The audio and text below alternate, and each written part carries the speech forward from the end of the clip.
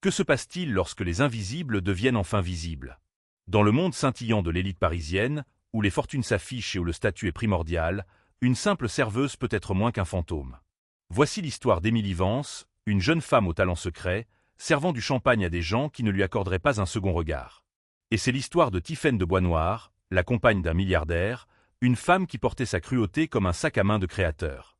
Un commentaire cruel, un rire dédaigneux à propos d'une simple robe faite à la main, voilà tout ce qu'il a fallu pour déclencher une chaîne d'événements que personne n'aurait pu prédire. Restez avec moi, car ce n'est pas seulement une histoire de vengeance. C'est l'histoire de ce qui se passe lorsqu'un chef-d'œuvre caché est traîné au grand jour. L'air à l'intérieur de l'Alcyon était différent. Il semblait être filtré par l'argent. Chaque particule était débarrassée de la saleté de la ville, ne laissant que l'odeur d'huile de truffe, de parfum vintage et d'un pouvoir tranquille et inébranlable. Pour Émilie Vance, c'était à la fois une scène et une prison. Le jour, elle était une créatrice, une artiste, une rêveuse, entourée de rouleaux de soie, de croquis et du bourdonnement de la vieille machine à coudre de sa grand-mère. Mais la nuit, 5 fois par semaine, elle n'était qu'un autre élément du décor du restaurant le plus exclusif de Paris. Son uniforme était une élégante robe fourreau noire, impeccablement coupée, mais conçue pour la faire disparaître. Elle était une ombre destinée à anticiper les besoins sans être remarquée, à glisser entre des tables chargées de bœuf de Kobe et de verres de Château Margaux, sa présence aussi fugace qu'une pensée oubliée. Ce soir-là, le faible bourdonnement ambiant de la conversation fut percé par un rire. C'était un son aigu, cristallin, travaillé et parfait. Il appartenait à Tiphaine de Boisnoir. Tiphaine n'était pas seulement une cliente. Elle était un événement. Assis en face d'elle se trouvait Adrien Croft, un homme dont le nom était synonyme d'innovation technologique et dont la valeur nette comptait plus de zéro que la plupart des numéros de compte en banque. Il était beau d'une manière presque sévère. Mâchoire carrée, yeux intenses, une immobilité qui suggérait qu'il analysait tout ce qui l'entourait. Tiphaine, en revanche, n'était que mouvement et lumière. Ses cheveux blonds platine étaient une nappe impeccable. Ses diamants captaient la faible lumière et la fracturaient en 1000 petits arcs-en-ciel. Et sa robe était une estafilade cramoisie de Valentino, qui coûtait probablement plus cher que la totalité de la dette étudiante d'Émilie. Émilie s'approcha de leur table, son plateau d'argent tenu fermement. « Monsieur Croft, Madame de Boisnoir, puis-je vous offrir une autre bouteille du Pétrus ?» demanda-t-elle, sa voix calme et professionnelle, un masque soigneusement construit. Adrien Croft hocha la tête, ses yeux se posant brièvement sur elle avant de revenir à Tiphaine. Mais le regard de Tiphaine ne bougea pas. Il était fixé sur Émilie. Plus précisément sur le col de l'uniforme d'Émilie. Pointant sous l'encolure noire sévère se trouvait un minuscule détail complexe, le bord du chemisier qu'Émilie portait en dessous. C'était sa propre création, un petit acte de rébellion. Le tissu était d'un bleu pervenche doux, et le long du col, elle avait brodé à la main un délicat motif de fil d'argent qui imitait les nervures d'une feuille de ginkgo. C'était subtil, personnel, et la seule parcelle d'elle-même qu'elle apportait dans leur monde. Le sourcil parfaitement arqué de Tiphaine se leva. Elle se pencha en avant, sa voix un murmure conspirateur, assez fort pour que toute la section l'entende. « Adrien, regarde ça. C'est pittoresque. » Émilie se figea une fraction de seconde. Les yeux de Tiphaine, de la couleur d'un ciel d'hiver, parcoururent. Émilie. Elle pointa un doigt manucuré, son ongle une amande parfaite de vernis nude brillant. La tenue de la serveuse, ce petit truc fait maison qui dépasse. Tu as cousu ça toi-même, ma chérie? Ça me rappelle un projet de bricolage que j'ai fait en CE2. Les mots étaient comme de minuscules stalactites acérées. Quelques personnes aux tables voisines bougèrent, mal à l'aise, leur regard se détournant. L'expression d'Adrien se durcit, une lueur de quelque chose d'indéchiffrable dans ses yeux, alors qu'il regardait alternativement Tiphaine et Émilie. Émilie sentit une bouffée de chaleur lui monter au cou. Son chemisier. Ce n'était pas juste un chemisier. C'était des heures de travail, un patron d'essai pour une nouvelle collection qu'elle concevait, une collection dans laquelle elle mettait son âme et chaque centime qu'elle possédait. Le fil d'argent était importé d'un petit fournisseur lyonnais. Le design était le sien, né d'un croquis qu'elle avait fait sur une serviette en papier pendant une pause déjeuner solitaire. Elle garda son sang-froid, toute une vie d'habitude à ravaler sa fierté se mettant en place. « Ce n'est que mon chemisier, madame, » dit-elle, sa voix égale. « Oh, je sais ce que c'est, » ronronna Tiphaine, un sourire narquois jouant sur ses lèvres. Elle se tourna vers Adrien, sa voix dégoulinante d'une fausse pitié. « C'est tellement touchant, n'est-ce pas? Essayez si forts avec si peu.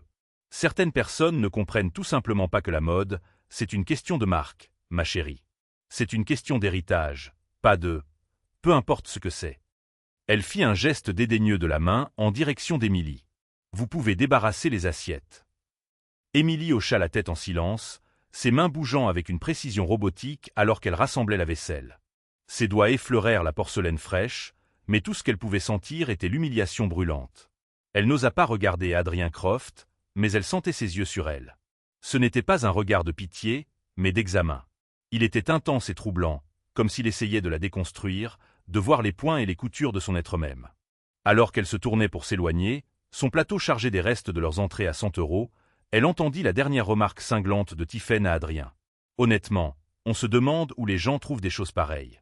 La pauvre fille pense probablement que c'est de la haute couture. Émilie retourna vers les portes battantes de la cuisine, le dos droit, les pas mesurés. Mais à l'intérieur, quelque chose s'était fracturé. Ce n'était pas seulement l'insulte. C'était la cruauté désinvolte et sans effort. C'était la façon dont Tiphaine avait utilisé la mode, la passion d'Émilie, son art, son rêve, comme une arme pour lui rappeler sa place. Dans le cœur chaotique et vaporeux de la cuisine, elle s'arrêta, prenant une profonde inspiration tremblante. Le fracas des casseroles et les cris des chefs étaient une cacophonie bienvenue, noyant la voix de Tiphaine dans sa tête. Elle baissa les yeux, touchant la délicate broderie de feuilles argentées de son col. Pittoresque, fait maison, touchant. Une seule larme de colère et de frustration s'échappa, traçant un chemin brûlant sur sa joue. Elle l'essuya furieusement. Tiphaine de Boisnoir n'avait aucune idée de qui elle était. Elle n'avait aucune idée de ce qu'elle regardait. Et tandis qu'Émilie empilait les assiettes avec plus de force que nécessaire, une petite étincelle dangereuse s'alluma dans les ruines de sa fierté. Elle ne voulait pas de vengeance. Elle voulait la justice. Le genre de justice qui ne vient pas en détruisant quelqu'un, mais en s'élevant si haut qu'ils ne peuvent s'empêcher de vous voir. L'appartement d'Émilie était un studio au 5e étage sans ascenseur dans un quartier de Belleville que les agents immobiliers qualifiaient généreusement de « prometteur ». Il était petit, les tuyaux gémissaient la nuit, et la vue de son unique fenêtre donnait sur un mur de briques, mais c'était son sanctuaire, et c'était plus que tout un atelier dans lequel il lui arrivait de dormir.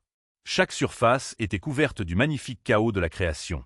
Un mannequin de couture nommé Florence se tenait dans le coin, drapé d'un prototype en mousseline à moitié fini. Des bocaux débordaient de crayons, de ciseaux et d'outils de modélisme. Les murs étaient un collage d'échantillons de tissus, de photos d'inspiration déchirées dans des magazines, et surtout, de ses croquis. Des centaines d'entre eux, des dessins pour d'élégantes robes du soir, des tenues de ville chic et des pièces d'avant-garde qui repoussaient les limites de la forme. C'était la vraie Émilie. Pas la serveuse silencieuse vêtue de noir, mais une artiste vibrante et passionnée. Sa marque, celle qui n'existait que dans ses carnets de croquis et sur une poignée de pièces personnalisées pour des amis, s'appelait Aura. L'idée était que les vêtements n'étaient pas seulement quelque chose que l'on portait. C'était une extension de sa lumière intérieure, de son aura. Ce soir, cependant, le sanctuaire ressemblait à une cage. Les mots de Tiphaine de Boisnoir résonnaient contre le mur de briques à l'extérieur de sa fenêtre. Pittoresque, fait maison, touchant. Elle s'affaissa sur son tabouret, l'épuisement de son service s'installant profondément dans ses os, se mêlant à la piqûre amère de l'humiliation. Elle retira le chemisier, le posant soigneusement sur sa table de travail. Sous la lumière vive et concentrée de sa lampe de bureau, la broderie argentée scintillait. Elle n'était pas pittoresque. Elle était précise. Elle n'était pas faite maison. Elle était faite à la main. Un monde de différence que Tiphaine ne comprendrait jamais. Pendant un instant, elle ressentit l'envie irrépressible d'abandonner. À quoi bon? Elle dessinait des rêves dans un petit appartement pendant que des femmes comme Tiphaine de Boisnoir portaient la réalité tissée sur les métiers de célèbres maisons italiennes. Elle était une petite barque essayant de naviguer sur une mer de super-yachts. Son téléphone vibra. C'était un message de sa meilleure amie, Chloé, une journaliste à l'esprit vif qui travaillait pour un magazine en ligne en difficulté. « Chloé, tu es vivante? Comment était le pays des ridiculement riches ce soir ?» Émilie tapa sa réponse, les doigts lourds. « Émilie, j'ai rencontré le diable. Il porte du Valentino. » Elle raconta rapidement l'incident. La réponse de Chloé fut instantanée et furieuse. Chloé, Tiphaine de Boisnoir. Bien sûr. Cette femme est célèbre pour être célèbre. Son seul talent discernible est de s'accrocher à des hommes puissants. N'ose même pas la laisser t'atteindre, Émilie. Elle n'est que surface. Tu es tout en substance. Les mots furent un petit réconfort. Substance. Cela semblait être un bouclier fragile contre une lance à pointe de diamant. Découragée, elle ouvrit son ordinateur portable. Il y avait un email qu'elle avait à la fois anticipé et redouté. Il provenait du prix de l'avenir, un prestigieux concours pour jeunes créateurs qui pouvaient lancer une carrière du jour au lendemain. La date limite pour les soumissions finales, un portfolio et une pièce maîtresse physique, était dans une semaine. C'était sa chance, sa seule vraie chance de sortir de l'Alcyon et d'entrer dans le monde auquel elle appartenait. Elle travaillait depuis des mois sur sa soumission, une superbe robe du soir en soie indigo foncé. C'était ambitieux, complexe, et elle y avait mis tout ce qu'elle avait. Mais maintenant, en regardant les croquis, le doute obscurcissait sa vision. Était-ce assez bon, ou était-ce, comme Tiphaine l'avait laissé entendre, juste une version plus élaborée d'un projet de bricolage de CE2? Elle ferma les yeux. Le sourire moqueur de Tiphaine était gravé dans son esprit. L'humiliation était un poids physique. Mais alors, quelque chose d'autre fit surface. Le souvenir des yeux d'Adrien Croft, la façon dont il l'avait regardé. Ce n'était pas avec pitié. C'était analytique, curieux, comme s'il avait vu quelque chose que Tiphaine avait complètement manqué.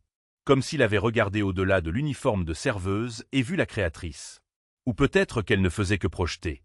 Non, elle ne pouvait pas laisser la cruauté désinvolte de cette femme faire dérailler l'ambition de sa vie. Chloé avait raison. Tiphaine était la surface. Émilie était la substance, et sa substance était son article. Un nouveau feu commença à brûler à travers son épuisement. C'était de la colère, oui, mais c'était aussi un amour féroce et protecteur pour son propre travail. Elle ne le laisserait pas être dévalorisé. Elle prouverait sa valeur.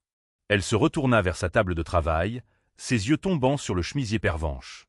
Elle le prit, sentant le tissu doux, traçant les points d'argent avec son doigt, ce motif complexe de nervures de feuilles. C'était le cœur de sa philosophie de conception, trouver une beauté extraordinaire dans les formes naturelles ordinaires. Une idée commença à se former, une pensée dangereuse et provocante. La robe indigo pour le concours était belle, mais elle était sans risque. Et si elle soumettait autre chose? Quelque chose qui était purement, sans vergogne. Elle attrapa son carnet de croquis et un crayon fusain. Les lignes coulaient de ses doigts, rapides et urgentes. Elle commença à dessiner une nouvelle robe. La silhouette était élégante et moderne, mais le tissu et les détails étaient là où la magie opérait. Elle imaginait une robe entière faite de cette soie bleu pervenche, une couleur à la fois douce et forte. Et sur tout le corsage, descendant en cascade sur un côté et sur la jupe, se trouverait cette même broderie de nervures de feuilles argentées, non pas comme un détail subtil, mais comme la pièce maîtresse magnifique et indéniable. Ce serait une déclaration. Ce serait une robe qui dirait « Vous avez appelé ça pittoresque. Vous avez appelé ça touchant. Alors regardez ce que cette tristesse peut devenir. » Elle travaillerait toute la semaine, sauterait le sommeil, vivrait de café et de pure volonté. Elle verserait chaque once de la douleur de cette nuit dans les coutures de cette robe. Tiphaine de Bois-Noir avait essayé de la faire se sentir petite. Au lieu de cela, elle lui avait donné une raison d'être plus grande et plus audacieuse qu'elle n'avait jamais osé l'être. Elle porterait son art fait à la main comme une armure. Cette robe ne serait pas seulement pour le concours. Cette robe était pour elle. C'était son aura rendue visible. Les 24 heures suivantes furent un tourbillon de professionnalisme engourdi. Émilie retourna à l'Alcyon pour son service du vendredi soir, l'esprit à des millions de kilomètres, rejouant les points de suture et les marges de couture. Elle fut soulagée de voir que la table 12, la meilleure table d'angle où Adrien Croft et Tiphaine de Bois-Noir s'étaient assis, était occupée par un couple plus âgé et tranquille célébrant un anniversaire. Elle exécuta les gestes de son travail, le visage un masque neutre, son esprit rangé en sécurité dans son studio de Belleville avec ses croquis. Quand son service se termina enfin après 1 heure du matin, elle courut presque jusqu'au métro. Un sentiment d'urgence la propulsait en avant. La robe l'appelait. L'humiliation de la veille s'était transmutée en une énergie créative pure et sans mélange. Elle passa toute la journée suivante, samedi, dans une transe concentrée.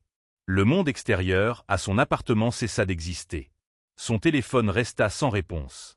La soie pervenche, qu'elle avait gardée pour quelque chose de spécial, fut déroulée comme un rouleau de ciel sur son sol. Sa machine à coudre, un pouls rythmique et régulier, ses doigts, habiles et sûrs, guidaient l'aiguille, tissant les fils d'argent complexes dans le tissu, chaque point un petit acte de défi. En fin d'après-midi samedi, elle était épuisée, mais exaltée. La robe prenait forme sur Florence, et elle était encore plus belle qu'elle ne l'avait imaginée. Elle décida de faire une courte pause pour s'éclaircir les idées avant de commencer le drapé complexe de la jupe. Elle se prépara une tasse de thé, ses muscles endoloris, et prit enfin son téléphone. Il y avait une douzaine de SMS manqués de Chloé. Chloé, 13h15. Tu ne vas jamais croire ça. Chloé, 13h18. Appelle-moi maintenant. Chloé, 13h30. Émilie, sérieusement, arrête de coudre ou quoi que tu fasses et regarde ça. Chloé, 14 heures, je t'envoie un lien. Tu dois d'abord t'asseoir. Les sourcils d'Émilie se froncèrent de confusion. Chloé était sujette au drame, mais c'était un nouveau niveau d'intensité. Le lien menait à un bloc de potins haut de gamme populaire appelé la Cage Dorée. Ironiquement, le même surnom qu'elle donnait à l'Alcyon. Le titre de l'article principal lui fit s'arrêter le cœur. La reine des glaces Tiphaine de Bois-Noir lance une mystérieuse nouvelle créatrice sur l'avenue Montaigne. Son doigt trembla en cliquant sur le lien. La page se chargea et une série de photos de paparazzi en haute résolution remplit son écran. Il y avait Tiphaine de Bois-Noir sortant d'une Rolls-Royce noire brillante, son expression d'une supériorité ennuyée. Elle portait des lunettes de soleil de la taille de petites assiettes et un sac Birkin d'Hermès blanc. Mais ce n'était ni la voiture ni le sac qui coupèrent le souffle d'Émilie. C'était la robe. Tiphaine portait son chemisier. Non, pas son chemisier. Une robe fourreau élégante et parfaitement coupée d'un bleu pervenche doux. Et sur le corsage, en fil d'argent scintillant, se trouvait un motif complexe de nervures de feuilles. C'était son design. C'était son design exact, unique, dessiné à la main. La tasse de thé d'Émilie glissa de ses doigts, se brisant sur le sol. Elle ne le remarqua même pas. Elle ne pouvait que fixer l'écran, son esprit refusant de traiter ce que ses yeux voyaient. Les images étaient d'une clarté cristalline.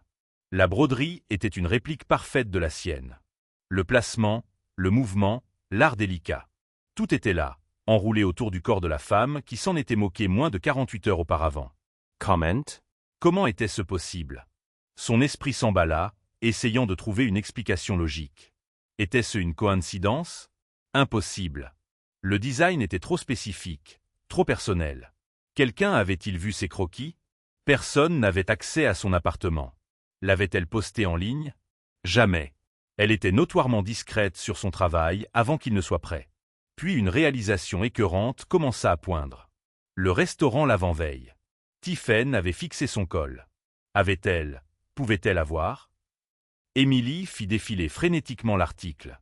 Il était flatteur et haletant, louant le goût impeccable de Tiphaine et sa capacité étrange à découvrir la prochaine grande chose. Bien que la griffe reste un mystère, lisait-on dans l'article, des sources proches de Madame de Bois-Noir affirment qu'il s'agit d'une pièce sur mesure d'un nouvel atelier européen confidentiel. Elle a découvert la robe, une démonstration éblouissante de broderie à la main qui signale un mouvement vers une mode plus artisanale pour l'icône de style. De Bois-Noir lance une tendance, comme toujours, nous laissant tous nous demander « Qui est ce brillant nouveau créateur ? Et comment pouvons-nous mettre la main sur l'une de ses créations ?» Pièce sur mesure, atelier européen, c'étaient tous des mensonges, un récit soigneusement construit pour masquer une vilaine vérité. Plagiat, vol. L'audace pure et simple était à couper le souffle. Tiphaine n'avait pas seulement insulté son design. Elle l'avait vu, l'avait convoité et l'avait volé. Elle avait dû prendre une photo subrepticement avec son téléphone ce soir-là à table. Puis, avec le genre de ressources qu'Émilie ne pouvait même pas imaginer, elle avait dû commander une équipe de couturières qualifiées pour le reproduire en une nuit, transformant un design personnel et unique en un trophée de fast fashion jetable. L'humiliation du jeudi soir n'était rien comparé à cela. C'était une violation. C'était l'effacement de son art, de son identité de créatrice. Tiphaine de Bois-Noir n'avait pas seulement pris un design. Elle avait pris la voix d'Émilie et la faisait passer pour la sienne. Une colère froide et dure, différente de tout ce qu'elle avait jamais ressenti, s'installa dans sa poitrine. Le choc fit place à une détermination d'acier. La robe suspendue à son mannequin n'était plus seulement une participation à un concours. C'était une preuve. C'était sa preuve. Le monde pensait que Tiphaine de Bois-Noir était une créatrice de tendance, une icône de la mode. Émilie savait qu'elle était une voleuse. Le problème était, comment une serveuse de Belleville pourrait-elle le prouver? C'était sa parole contre la machine à milliards de dollars qu'étaient Tiphaine de Bois-Noir et Adrien Croft. Elle regarda la photo sur son écran, puis la robe presque finie dans son atelier. Tiphaine avait une copie, mais elle, Émilie Vance, avait l'original. Elle avait les croquis, les échantillons de tissu, les doigts calleux après des heures de couture à la main. Il ne s'agissait plus seulement de gagner un concours. Il s'agissait de reprendre ce qui lui appartenait. Le monde bascula sur son axe. Pendant les 2 jours suivants, Émilie opéra dans un état de rage hyper concentré. Elle termina la robe, chaque point désormais imprégné d'un sentiment de fureur juste. C'était sans aucun doute le meilleur travail qu'elle ait jamais fait. La douleur et la violation avaient été alchimisées en un art à couper le souffle. Elle documenta tout. Elle prit des photos haute résolution de la robe finie sous tous les angles. Elle se filma avec son téléphone, expliquant le processus de conception, montrant ses croquis originaux datant de plusieurs mois. Ses notes horodatées, même la bobine de fil d'argent français unique avec son reçu. Elle constituait un dossier, bien qu'elle n'ait aucune idée à qui elle le présenterait un jour. Aller travailler à l'Alcyon le lundi soir, c'était comme entrer dans la fosse aux lions. Elle se sentait exposée, comme si tout le monde connaissait son secret, son humiliation. Chaque murmure semblait concerner la nouvelle robe de Tiphaine. Dans la salle de pause du personnel, l'une des hôtesses faisait défiler son téléphone. « Vous avez vu ça, les filles? La nouvelle robe de Tiphaine de Bois Noir? Tout le monde sur Instagram essaie de savoir qui est le créateur. Elle est magnifique. » Émilie sentit une boule se former dans sa gorge et se concentra sur le polissage de ses verres à vin, les jointures blanches. Elle avait arrêté un plan, aussi désespéré soit-il. Elle soumettrait la robe au concours le mercredi, le jour de la date limite, et elle enverrait anonymement son dossier de preuve au magazine de Chloé et à quelques autres journalistes de mode. C'était un pari risqué. Les avocats de Tiphaine écraseraient probablement l'histoire avant même qu'elle ne voie le jour. Mais elle devait essayer. Mardi soir, alors qu'elle se préparait pour son service, son téléphone sonna. Le numéro était masqué. Normalement, elle l'ignorerait, mais un instinct la poussa à répondre. « Allô, est-ce bien Émilie Vance ?» La voix était masculine, profonde et stable. Elle fut instantanément reconnaissable. Le cœur d'Émilie martela contre ses côtes. C'était Adrien Croft. Elle resta figée, le téléphone pressé contre son oreille. « Qui est à l'appareil ?» demanda-t-elle, sa voix à peine un murmure. « Mon nom est Adrien Croft. Nous étions à votre table à l'Alcyon jeudi dernier. Il y eut une pause. Je sais que c'est peu orthodoxe, mais j'ai besoin de vous parler. C'est à propos du design, celui avec lequel Tiphaine a été photographiée. » L'esprit d'Émilie passa en sur-régime. Était-ce une menace? Appelait-il pour acheter son silence, pour la dissuader? « Je ne vois pas de quoi vous parlez, » dit-elle, sa voix froide et défensive. Il y eut une autre pause sur la ligne. Quand il reprit la parole, sa voix était plus douce, sans aucune trace de menace. « Mademoiselle Vance. Émilie. Je suis un investisseur en capital risque. Mon travail, toute ma carrière, repose sur une chose, la reconnaissance de forme. Je trouve des idées originales et prometteuses et je les aide à se développer. Ce que je ne fais pas, c'est investir dans des fraudes. » Émilie resta silencieuse, confuse. « Jeudi soir, continua-t-il, j'ai vu la broderie sur votre chemisier. Je n'ai pas seulement jeté un coup d'œil. Je l'ai vu. L'asymétrie, la façon spécifique dont le fil captait la lumière, la tension dans les points. C'était unique. Ma mère était une artiste textile. J'ai grandi au milieu des métiers à tisser et des cercles à broder. Je remarque ces choses. » Il prit une inspiration. « Quand j'ai vu Tiphaine dans cette robe samedi, ma première pensée n'a pas été « quelle beauté ». C'était « quelle rapidité ». Ma deuxième pensée a été « quelle identité ». Ce n'était pas inspiré par. C'était une photocopie. Et j'ai su avec une certitude absolue qu'elle vous l'avait volée. Je l'ai confrontée. Elle a menti, bien sûr, a dit qu'elle travaillait avec un créateur parisien depuis des mois dessus. C'était un mensonge pathétique et transparent. Émilie s'assit sur le bord de son lit, ses jambes soudainement faibles. Elle n'arrivait pas à croire ce qu'elle entendait. « Je vous appelle pour deux raisons, » dit Adrien, son ton revenant aux affaires. « Premièrement, pour m'excuser du comportement de Tiphaine au restaurant et pour ce vol flagrant de votre propriété intellectuelle. Ces actions étaient épouvantables et j'ai mis fin à ma relation avec elle à cause de cela. » La mâchoire d'Émilie tomba. Il avait rompu avec elle. « Deuxièmement, » poursuivit-il sans attendre de réponse, « je veux en savoir plus sur votre travail.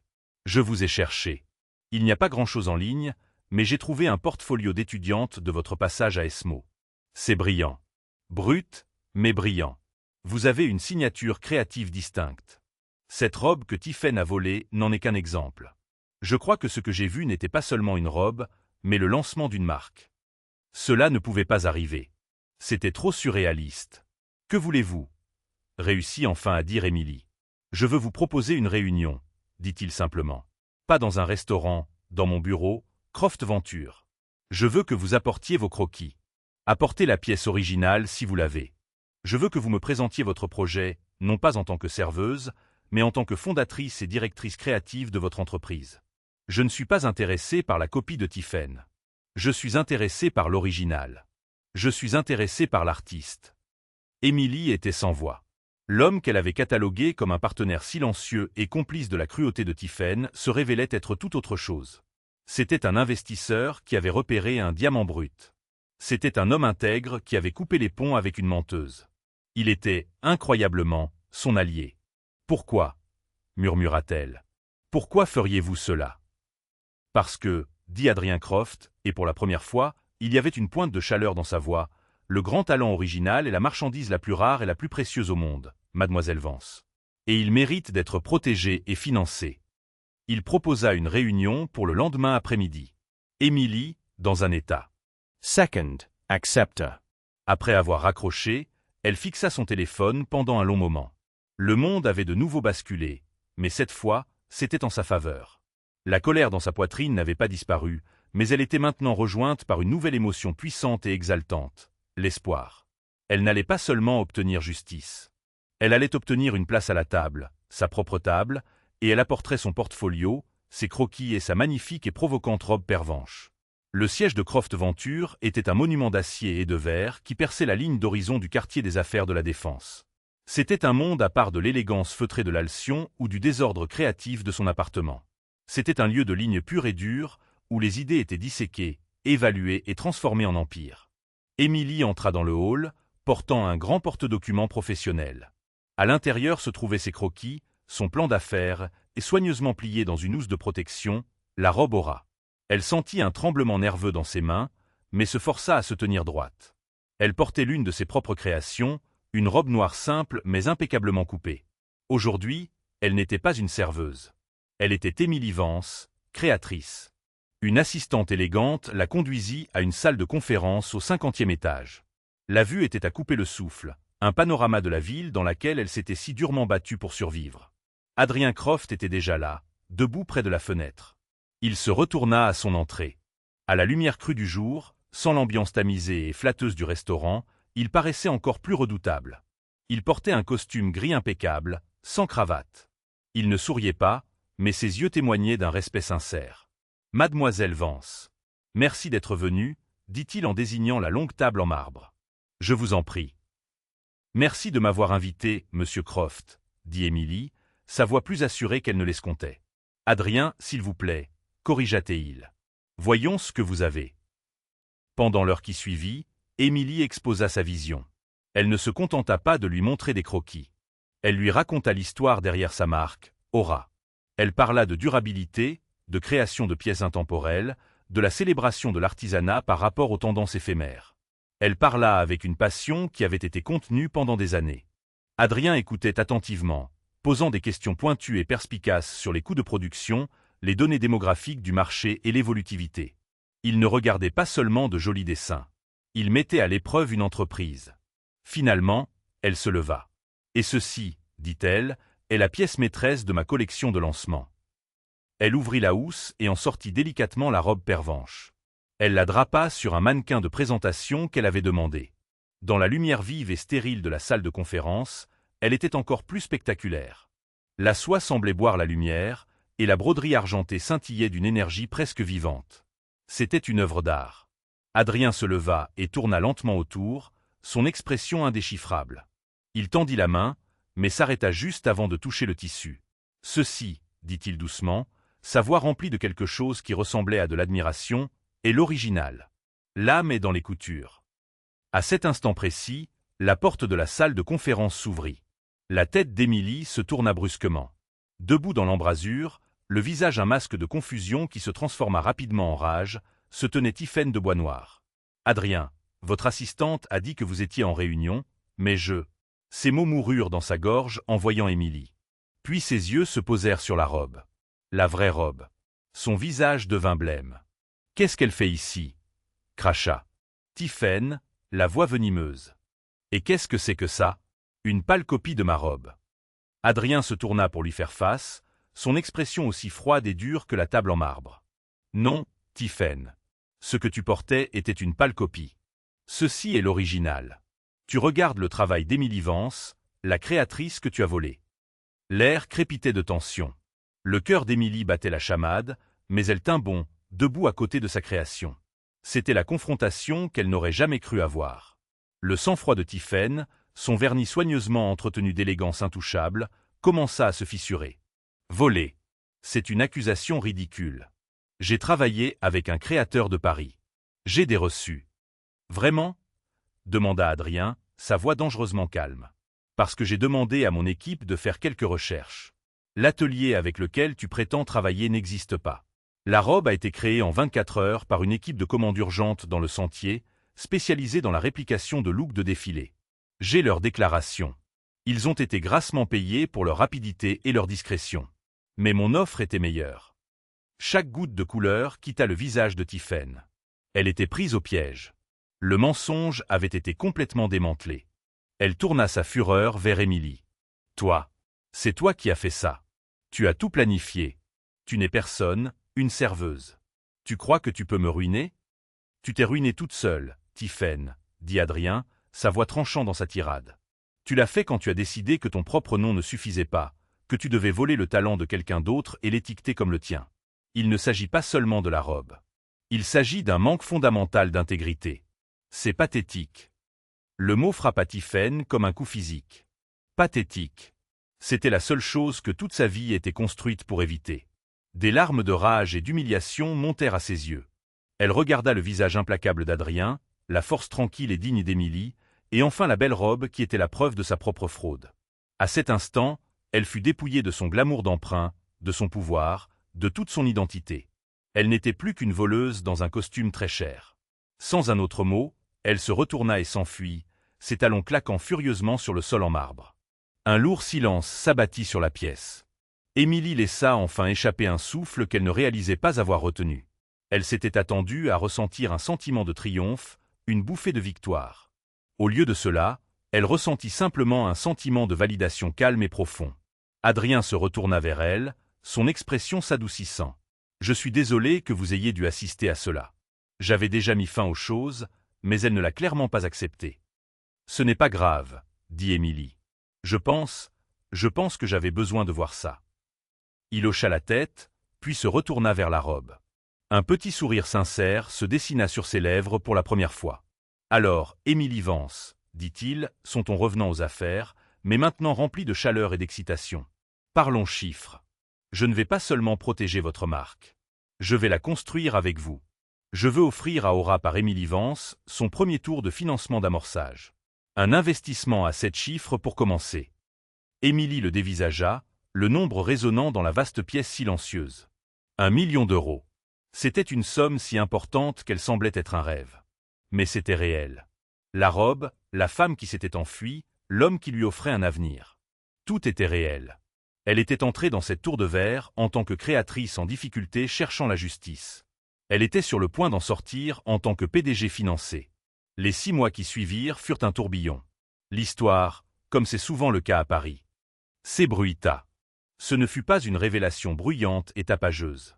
Ce fut quelque chose de plus puissant, une série de chuchotements et de rumeurs bien placés dans les cercles exclusifs de la mode et de la finance. Le blog La Cage Dorée, qui avait autrefois loué la découverte de Tiphaine, publia une discrète rétractation et un nouvel article de fond. Il était intitulé « La vraie originale », rencontre avec Émilie Vance, la véritable créatrice derrière la robe mystère de l'avenue Montaigne. Chloé, avec une grande satisfaction, avait aidé à mettre le rédacteur en chef en contact avec la nouvelle équipe de relations publiques d'Émilie, financée par Croft. L'article n'attaquait pas vicieusement Tiphaine. Ce n'était pas nécessaire.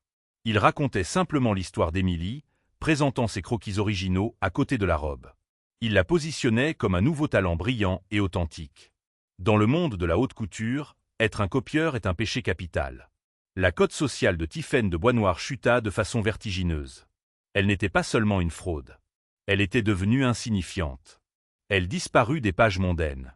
Une anecdote édifiante murmurait autour de cocktails lors de vernissage. Émilie, cependant, ne faisait que commencer. L'investissement d'Adrien Croft était plus que de l'argent. C'était un accès. Il l'a mis en relation avec les meilleurs du secteur, des directeurs de production chevronnés, des experts en marketing avisés et des fournisseurs de tissus de premier ordre. Mais il resta inflexible sur un point. « Votre vision est l'atout principal », lui dit-il lors d'une de leurs réunions stratégiques hebdomadaires dans le nouvel atelier d'Aura dans le Marais. « Mon équipe et moi sommes là pour construire une structure autour d'elle, pas pour la changer. Vous avez un contrôle créatif total. C'est non négociable. Il tint parole. Il fut un mentor, pas un micromanager. Il la mettait au défi, la poussait à voir plus grand, mais n'essaya jamais de diluer son talent artistique. Leur relation resta professionnelle, fondée sur un profond respect mutuel. Il respectait son talent et son intégrité. Elle respectait son sens des affaires et sa foi inébranlable en elle. Émilie s'épanouit sous la pression. Le poids des services de serveuse et de l'insécurité financière avait disparu, remplacé par le défi exaltant de construire son rêve à partir de zéro. Elle engagea une petite équipe de jeunes modélistes et couturières talentueuses, leur versant un salaire équitable dont elle n'avait jamais fait que rêver. Son atelier du Marais, avec ses hauts plafonds et ses vastes fenêtres, était à des années-lumière de son appartement exigu de Belleville, mais elle le remplit de la même énergie créative. Florence, son vieux mannequin, se tenait fièrement dans le coin, un rappel de là où elle avait commencé. Elle mit toute son âme dans sa première collection. La robe Pervenche, qu'ils baptisèrent l'Alcyon, devint la pièce maîtresse de la collection. Mais elle n'était pas seule. Elle était entourée de 20 autres pièces qui parlaient toutes le même langage de force tranquille et de beauté complexe. Il y avait des manteaux sur mesure avec des doublures révélant de superbes imprimés dessinés à la main, des chemisiers en soie avec des broderies subtiles et intelligentes, et des robes du soir qui bougeaient comme une nuit liquide. Sa marque, Aura par Émilie Vance, commença à générer un buzz sérieux. Ils décidèrent de ne pas opter pour un lancement traditionnel. Au lieu de vendre à de grands magasins, ils se lanceraient avec une boutique en ligne exclusive et une seule boutique phare à couper le souffle dans le Marais. La stratégie était de créer la rareté et le désir, de faire en sorte que posséder une pièce sera soit comme acquérir une œuvre d'art. Le prix de l'avenir, le concours pour lequel elle avait tant travaillé, était passé. Elle avait retiré sa candidature après avoir accepté le financement d'Adrien. Elle n'était plus une créatrice émergente. Elle était arrivée. Un après-midi, alors qu'elle supervisait les dernières retouches de la boutique avant son inauguration, Adrien passa. Il la regarda ajuster l'éclairage sur un mannequin présentant l'Alcyon, son expression d'une concentration intense. « Vous êtes une naturelle pour ça », dit-il, sa voix la faisant lever les yeux. Elle sourit, un sourire sincère, fatigué mais heureux. « J'en rêve depuis si longtemps. J'ai l'impression de l'avoir fait 1000 fois dans ma tête. Les meilleures entreprises commencent toujours comme ça, dit-il. Il regarda autour de lui dans la boutique, le décor minimaliste, les vêtements artistiquement exposés, le sentiment d'élégance calme. Vous avez créé plus qu'un magasin, Émilie. Vous avez bâti un monde. Elle ressentit une vague de gratitude. Je n'aurais pas pu le faire sans vous, Adrien. Si vous l'auriez fait, la corrigea-t-il doucement. Cela aurait pris plus de temps. La route aurait été plus difficile, mais vous y seriez arrivé. Un talent comme le vôtre crée sa propre gravité. J'ai juste aidé à dégager le chemin, la veille du lancement officiel, la boutique était terminée. C'était parfait. Émilie se tenait seule au centre de la pièce, l'odeur de peinture fraîche et de nouveaux départs dans l'air. Elle passa la main sur un portant de chemisier en soie, chacun témoignant des nuits blanches, des croquis, des moments de doute et de la réalisation finale et triomphante de sa vision. Elle repensa à cette nuit à l'Alcyon, l'humiliation, le sentiment d'être petite et invisible. Cela semblait être il y a une éternité, une scène de l'histoire de quelqu'un d'autre. Elle n'était plus cette personne. Elle n'avait pas effacé la serveuse. Elle l'avait honorée. Elle avait pris sa douleur et l'avait cousue pour en faire quelque chose de beau. Tiphaine de Bois-Noir avait essayé de la définir par un seul moment cruel. Mais maintenant, debout ici, entourée de l'œuvre de sa vie devenue réalité, Émilie Vance savait qu'elle était la seule à avoir le pouvoir de se définir. Sa marque était prête. Son nouveau départ était là.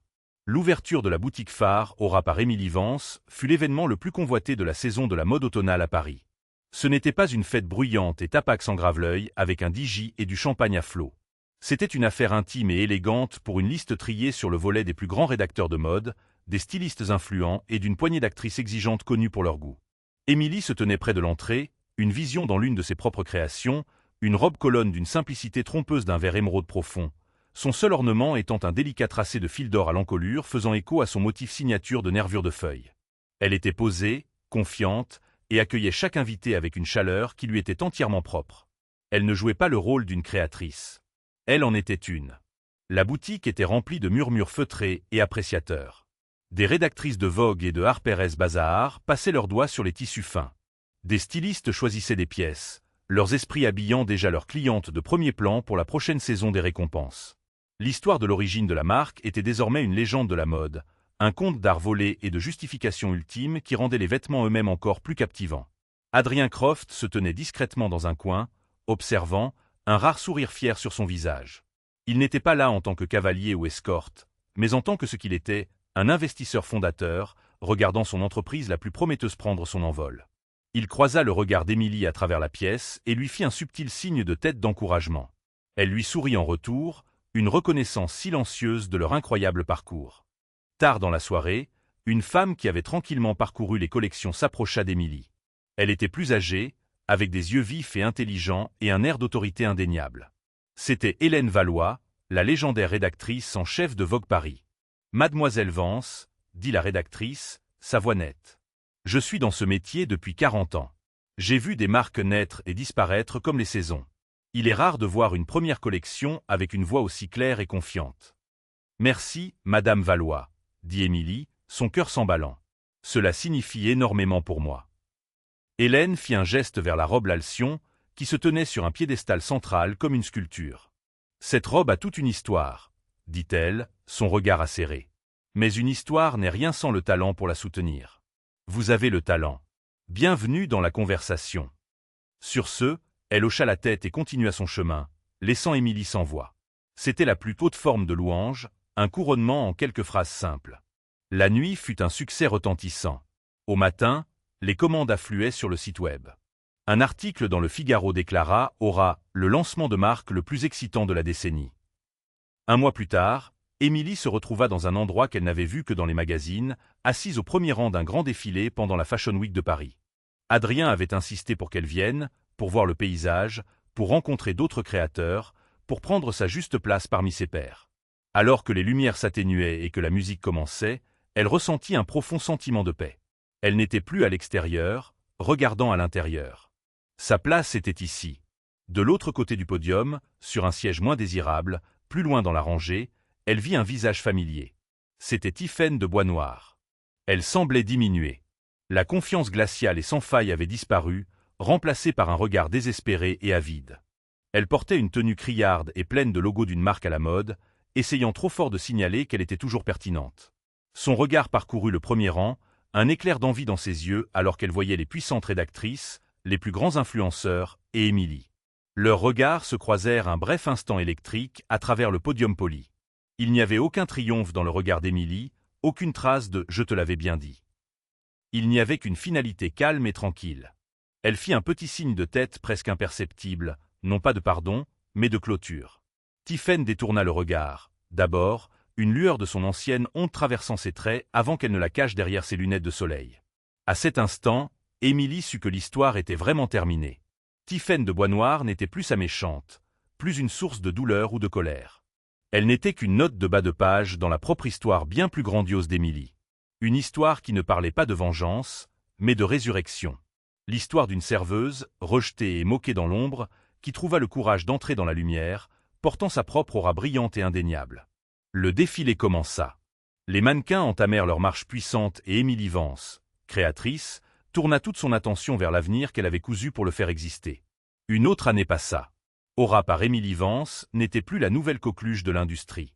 C'était une institution respectée. La marque était devenue une puissance discrète, synonyme d'intégrité, d'artisanat et d'une forme d'élégance qui semblait méritée et non achetée. Émilie avait ouvert une deuxième boutique à Londres et cherchait des emplacements à Milan. Elle était une PDG, une directrice de la création, une artiste vivant ses rêves les plus fous.